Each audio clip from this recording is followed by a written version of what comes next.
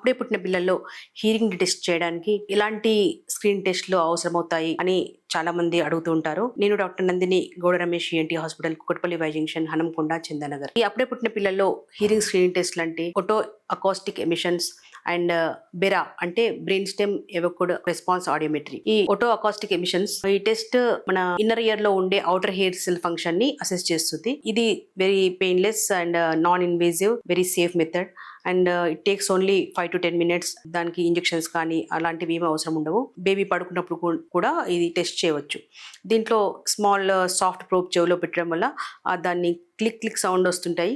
ఆ సౌండ్స్కి మన ఇన్నర్ ఇయర్లో ఉండే అవుటర్ ఇయర్ సెల్స్ ఎలా రెస్పాండ్ అవుతున్నాయి దాన్ని బట్టి ఇది అసెస్ చేస్తారు. దీంట్లో రిజల్ట్ పాస్ లేదా రిఫర్ అని వస్తుంది. పాస్ అంటేనేమో కాక్లియా నార్మల్ ఫంక్షన్ ఉన్నట్టు, రిఫర్ అంటేనేమో కంప్లీట్ గా హీరింగ్ నార్మల్ అని కాకపోవచ్చు. That may be due to చెవులో డెబ్రిస్ కానీ ఉమ్మ నీరు కానీ ఉండడం వల్ల, లేకపోతే బేబీ టెస్ట్ చేస్తున్నప్పుడు అటు ఇటు కదలడం లేకపోతే ఏడవడం వల్ల కూడా అది జరగవచ్చు. అప్పుడు దాన్ని టెస్ట్ ని మళ్ళీ రిపీట్ చేయడం కానీ లేకపోతే నెక్స్ట్ బెరా టెస్ట్ ని అడ్వైజ్ చేస్తాము. ఈ బెరాటే అంటే ఏంటంటే brain stem evoked response audiometry.